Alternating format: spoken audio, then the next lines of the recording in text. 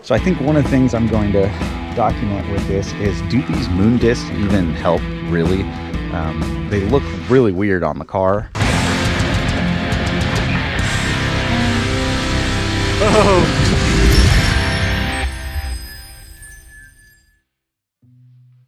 Hey, good morning guys. Just waking up, having some coffee here.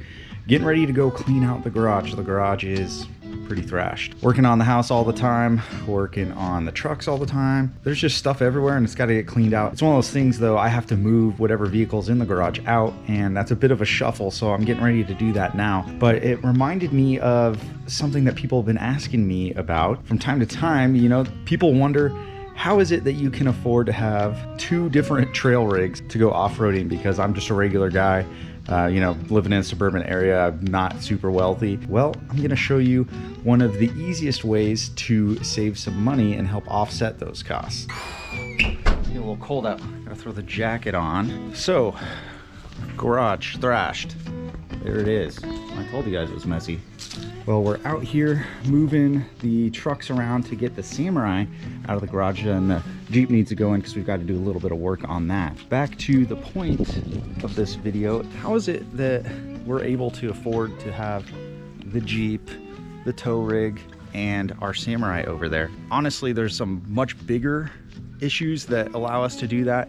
You know, finding a house that is fairly priced that we can actually afford and have some money left over. The rigs I have, besides the GMC, that truck is nice, but this Jeep I got for a really good deal. The Samurai I got for a really good deal. None of them are like super built off-road machines, but the key is buying those cheap. Once you have them though, it still costs money to build them, put the gas in them, drive them, go on those trips, all that. So one of the best ways for me to offset that cost is by not driving them unless I'm going to go drive them to have fun or, you know, be on the weekend or something. I buy a beater car that I use to commute to work. So this is my latest one, and this is honestly a really fun one that I just got. So if you are a car person, you know what this is. This is a Geo Metro. It's a 95 3-cylinder 5-speed manual Geo Metro, and you only own a car like this for one reason, and that is to save on gas. So I had a Chevy Metro before that was my little beater car. It did pretty well. It was a 4-cylinder 1.3 liter 3-speed automatic. So I got the car for really cheap. It was really clean, super reliable, and it gets 30 miles per gallon. If I go really slow on the highway, like say 55, it'll actually get up a little bit higher and get closer to 35, but that's really slow to be going on the highway. All of that fuel savings is what has really helped me over a long period of time. My commute to work is 70 miles round trip. So in a month, that comes out to be about 1,400 miles.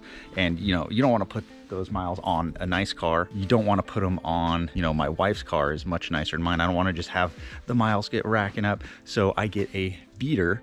Well, the next step up from a beater is an economical beater, and that other Metro I have is great. It's just I was looking to get even more fuel economy out of it, and it was kind of maxed out. Like, that's as good as it was going to get. I did some stuff, like I did a passenger mirror delete, airing the tires up a lot, keeping those RPMs down, all the stuff, everything I could think of without spending a lot of money on it. But it was just maxed out. That was the most I could get out of that car. So I upgraded. Well, really, it's kind of a downgrade because this car isn't in as good a condition as my other Metro, but this one's pretty cool. So this is one of the most economical Metros they've made because the engine is so small. It's only a 3-cylinder 1.0 liter 5-speed manual, and the car is so lightweight and it uses so little fuel to keep it moving that it actually does really well. This car, I believe, is advertised to be 37 city and 44 highway, but with some simple mods, I think we're gonna be able to get this up to above 50. At least that's my goal. But even at 45, I mean, this is already 15 miles per gallon better than what my other car was getting. And if you do the math, it's actually really big savings for us. In a month, I'm thinking I can probably save about, I don't know, $60 on gas alone. Over the year, I'm guessing it could be somewhere around 600. I don't know. We'll do the math and we'll see. All right, the math part. This is how you really find out if it's worth your time. or if you're a nerd like me, it's not really gonna matter. I'm probably gonna do it anyways just because I like tinkering with stuff. But let's see how much money we're saving by switching to this car from my other Metro. Let's just say per month right now, and then we'll figure out what it actually is per year. All right, so we got 1,400 miles a month. Divide that by 30 miles per gallon. So 46.66 gallons per month. Let's times that by the price of gas in California, which right now in my area, I'll say it's $4. You know, this goes up and down, obviously, and it'll be way different in your area if you don't live in the state. So we'll times that by $4. That's costing us $186.66 per month. So we'll just say $187 a month. That's to drive the old Metro that I have that I'm currently trying to sell. All right, so let's try it with our new red Geo Metro that's only a 3-cylinder. Let's see what kind of money that's costing us. So 1,400 right now. We're getting about 45. That takes us down from 46 gallons a month to only 31 gallons. So 31.11 times the same $4 per gallon, $124.44. So let's round that up to 125. All right, let's do 187 minus 125. So $62 a month that's saving us, which, you know, isn't a like crazy amount of money, but if you were driving something that only gets like 20 miles per gallon, 25, maybe it's a truck, you're only getting 15, I think that is going to be a huge difference for you, especially if you're traveling as much as I am. So $62 a month, and then let's do 62 times 12 to see how much we could save in a year. $744 with just a small commuter car change. I mean, $744 a year. That's a lot of money, man. That adds up after a while, especially when you talk about those oil changes, you know, and how cheap it is to maintain these cars, register, insure, all that. It's just so much cheaper. All those savings go a long way. Cold. I got a runny nose.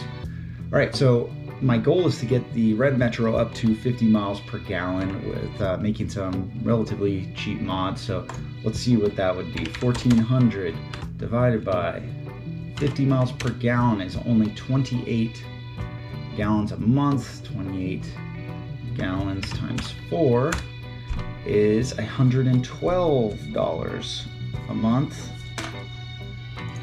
187 minus 112 is $75 a month savings, and if you multiply that by a year, 900. We're creeping up on almost $1,000 a month savings for me.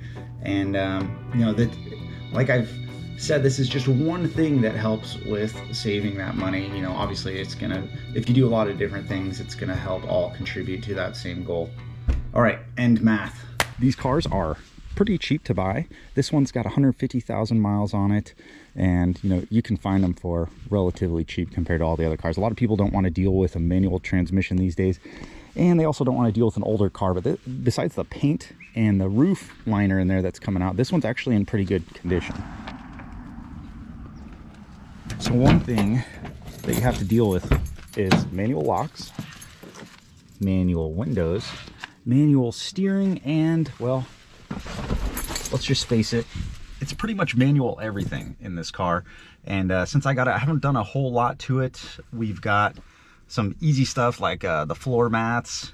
I ordered a dash mat for it because the old one was just so thrashed. The dash is pretty wrecked too. But this one actually has like a CD player in it, you know, hands-free. And you know, most of the car is in pretty good shape, but our biggest issue, the roof. I kind of tore all this liner off because there just, you know, wasn't a reason to have that hanging down. And I think I might be able to just like take the whole thing off and put my own liner on there, but for now it's not a huge deal. So the owner of this one took pretty good care of it, and you know, it's pretty clean. But I mean, just look how tiny this engine is. This thing is so small. The cars, you know, are gone for pretty cheap, and part of it is just because they're cheap to make. So all that traveled down, and you know, when the gas prices start to go up, the prices of these cars start to go up. But car is cheap to buy, it's cheap to maintain, gets good mileage, it's cheap to insure, all of that. This is a great way to help offset whatever amount of money that you need to build your trucks. So my other commuter car that I'm getting rid of, it didn't have hubcaps for the longest time, and it's one of those things where the car just doesn't look as good without them most of the time, and it's easier to sell them if you have them. So I decided to buy some, and then when I saw this car for sale, I kind of just jumped on it and bought it, and ended up putting the new hubcaps on this one. These are the weirdest looking hubcaps you'll probably ever see. They call these moon discs or moony hubs, something like that. You know, they have a couple different names, but they're just a stainless steel kind of dome, and they just press into your wheel. So besides looking super weird, why would you put these on there? Well, they say throwing a hubcap on here will improve fuel economy, and then putting these on there, you know, or pizza pans, something that's flush like this, you know, pretty smooth, can increase the fuel economy. You know, people report 1 mile per gallon increase out of that. You know, I'm not sure how realistic that is, but I figured I had to buy some for this car anyways. Why not give it a shot? We've got a ton of things that I'm going to do for this car, and not sure if you guys are interested in it, or you know, if you want to see it, but we'll give it a shot and see if we can do anything cool with it. We've got a couple more mods we need to do. We're gonna mess around with tire size, because a bigger tire means lower RPMs on the highway. Skinnier tire means less rolling resistance. Hopefully that all translates to better fuel economy. We'll see. Or maybe we'll just stick with this tire, because my traveling to work is like half of it's highway, half of it's county roads, so going to a stop and accelerating will take longer with a bigger tire, yada yada yada.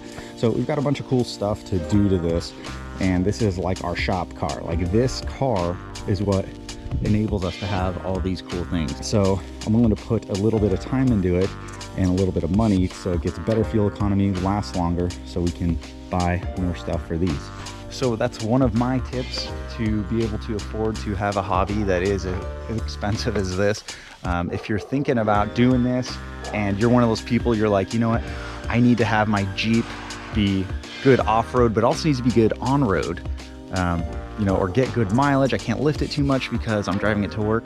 I would challenge you to look into getting a beater car, so you can build this thing to be really good at what it needs to be good at, which in my case is off-roading and then just some highway driving. That way too, if you go on the trail and you break this thing, at least you have another vehicle that you can take to work and not worry about that. So just something to think about. If you guys are liking this kind of content and you want to see what other tips I have to help save money to make off-roading a big part of your life like it is for me, yeah, just let me know. Put it down in the comments, and I've got a bunch of other things that help out too. This is just one that I thought was fun because I like working on cars. All right, guys, thanks for checking out this video. I know it's a little different. Might be a little bit of delay in my next couple of videos just because it's holiday time. We're traveling around. Time with family is very important, and I need to make sure I'm getting mine in. So might be a little bit before you see some more content, but it's coming. We got a lot of stuff. It's build time for the Samurai, and that thing is about to get big. Thanks for checking out this video. See you guys in the next one.